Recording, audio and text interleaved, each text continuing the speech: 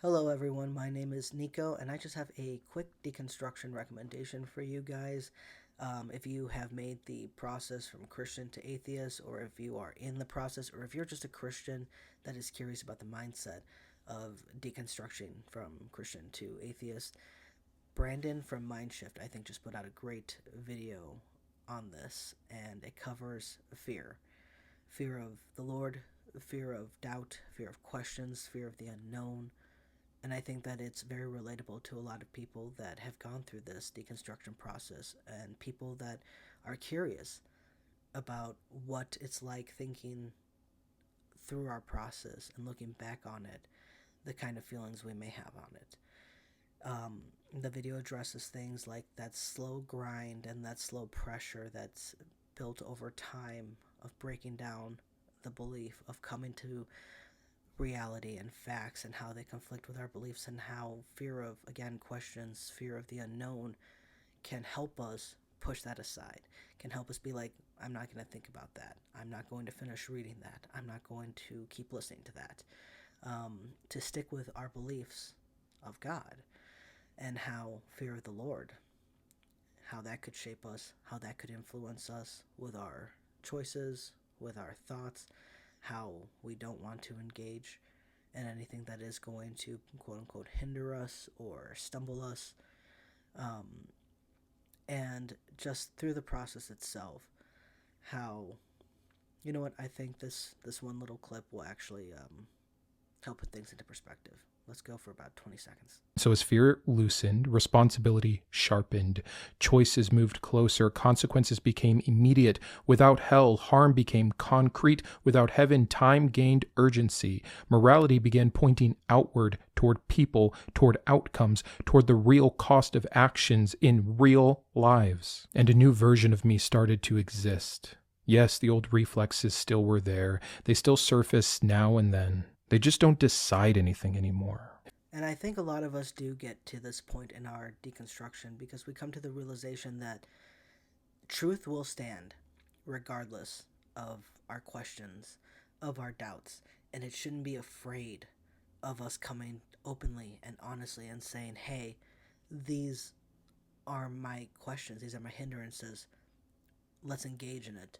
And if God, if Jesus, if Christianity is in fact the truth, then it should welcome my doubts, it should welcome my questions, and it should not in any way try to shame me or mentally try to keep me on some kind of leash to help me not think about these things, not to, engage in these kinds of questions the wrong way. Because something that happened at least a lot to me in church and in asking those around me, hey, this part of the Bible I don't quite understand. Can we talk about it? Sure, of course. You can ask anything. Any questions are okay. Continues to have a conversation, gets about half an hour into it, and then suddenly it's not those questions.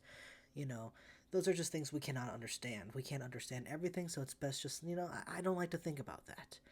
And that's what we get down to is just not that one. Let's not think about that. But no, let's do it because again, if this is the truth, regardless, it will stand. And then getting through that, I think, helps spark educating ourselves. And through that process, I think, is when we come into face to face with a lot more facts of reality that conflict with our beliefs. And we're left with a choice. Are we going to actually go and chase truth, regardless of whether it leads to the conclusion we want or not? Or are we going to continue to ignore it and just get back into line? And sometimes we do, and sometimes we've done it more than once, where we just say, nope, I'm done. I'm done thinking about this. I surrender to God. We pray, we repent, we say we're sorry for doubting. And to just help us with the faith to get through this, and we know it'll be okay. But for some of us, it's not okay. We still have our doubts, we still have our questions, and we just can't ignore the reality of things. We can't ignore that we are being convinced that this other thing is the truth and not the belief that we have held for so long. And it can be scary. It can be very, what's the word I'm looking for? Not jarring, but shocking. I think, and shock is a lot of, yeah, I think shocking is the right word, because a lot of people, this is their entire lives. This is their identity. This is their reality. For all of that to shift can cause such a crippling depression and such a, again, shattering perspective of the world. If God doesn't exist, if heaven and hell don't exist, what does that mean? What about my afterlife? Which leads, I think, to the next very scary, but I think one of the most liberating, probably the first most liberating step of deconstruction. And that is coming to these conflicts head on and going over them, saying, okay, I want to follow the truth, and seeing how things shift. Suddenly, heaven and hell don't exist. Time on earth matters. Life is so short. How we engage with people matters. They're not going to be judged at the end of their lives. I might not be judged at the end of my life by some perfect cosmic being. Okay, so what does that mean? How are we going to engage with justice in the world today? With each other? My morality. Very vertical as a Christian. What God says goes. Divine command theory, you could even call it. Now, and on the other side of it, as an atheist, my morality has shifted to more of a horizontal way, where I care about people. I see the ripple effect that my actions and my words can cause.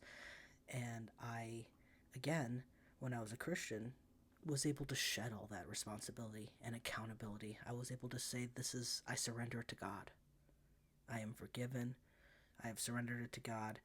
I hope that person forgives me down the road for whatever, or I hope that, whatever the situation was, can fix itself through God's intervention, if it's His will. But at the end of the day, I am forgiven, and I surrender it to God. Whereas as an atheist now, again, I see that ripple effect of my words and my actions, and I have to take that accountability and responsibility for it every day. And every day I have to make the decision to work to be the better version of myself than the worst version. And I think I'm going to do one more small little clip from that video and close out. This is true. It should remain true. Regardless became my favorite word. Reality, God, truth, they should exist cleanly, perfectly, despite me, despite my inabilities or my iniquities, independent of who affirms it or who resists it. Truth should be true regardless. Period. End of story. And yet, I was even afraid of that thought. So I think something that hits for me with this is yes, the understanding of all of this is real in the here and now. Because I think as a Christian, of course, we're taught, hey, to be stewards of the earth and to take care of the earth and that people matter. But at the same time, nothing here matters. We're in the world, but we're not of it. This earth means nothing. What happens here means nothing. The relationships that we're in technically mean nothing. Because all that matters is the future. All that matters is heaven. All that matters is the afterlife and Jesus reigning. Everything on earth can burn. And I think that making that shift, that change in this deconstruction process, and understanding if there's no afterlife and if all that stuff is just bullshit, then yes, all we have is the here and now, and all of it does matter. It's all of a sudden, suddenly so real in a way that words can't even fully express sometimes. It's just real now. The relationships I have, the way that we treat people, the way we speak to people, and the way that we treat the earth, the way that we treat the animals, the way we treat the environment, all of it matters.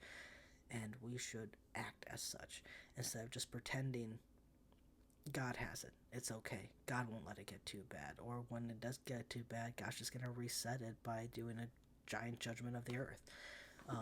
Whatever the belief is.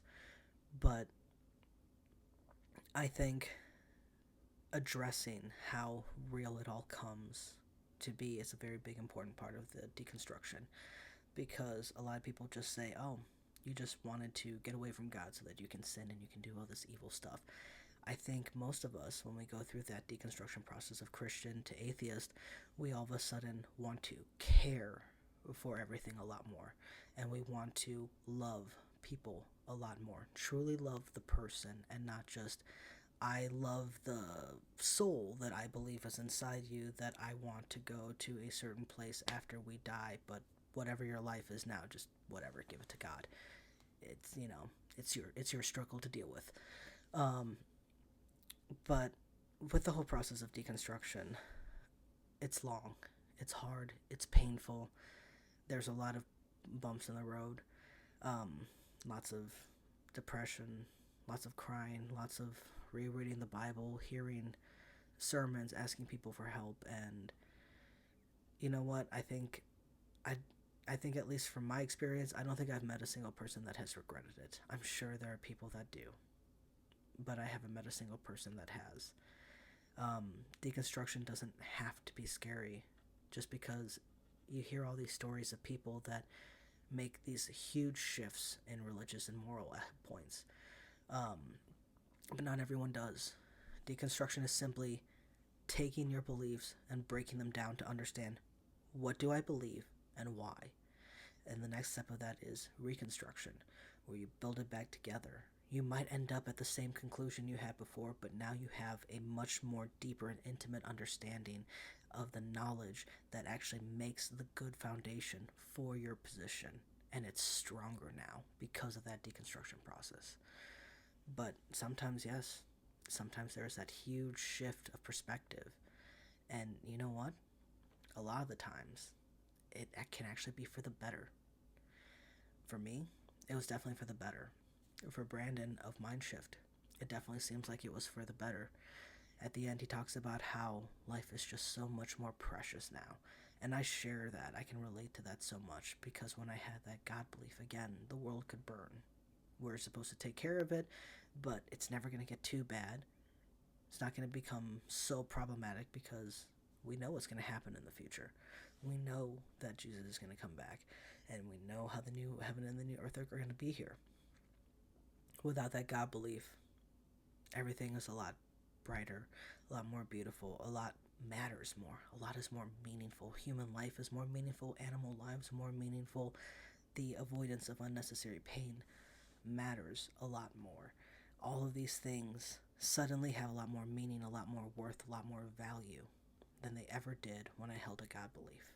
And the most mind-blowing part of that is that if you asked me when I was a Christian, I would say that the love of God is going through me towards people. I could not possibly love or care for animals, the earth, or people more than I do now. And yet, how wrong I was. But to close my thoughts, I think that this short video from Brandon of Mindshift is extremely relatable and extremely eye-opening, both to people that are going and have gone through the deconstruction process, from Christian to atheists, as well as those who are maybe Christian that just don't understand. Because it isn't something that we just woke up and decided one day we're just not going to be Christian anymore, or that we just don't want to follow God anymore.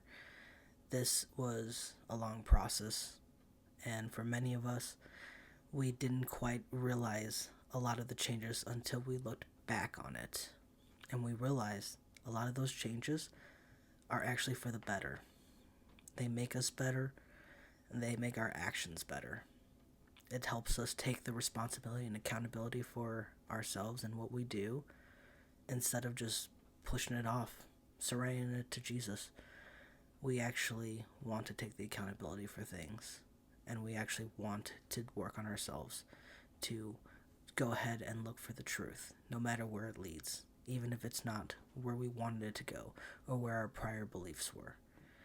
And all this fear no longer controls us. The fear of the Lord, the fear of the doubts, the fear of the questions, the unknown. Suddenly the unknown can be okay. I don't need to know where we came from. It would be great to know. It would be cool. I of course want to keep up with any information that comes out that can show the evidence that can show that information. But I don't need to know suddenly. And that's all right with me. And that's just one example of all the many other things. But that doesn't do anything as far as shaping how I'm going to treat people or how I'm going to move forward with how I'm going to spend my time. I'm still going to be looking for the truth, and I'm still going to be enjoying this one life that I do know that I have.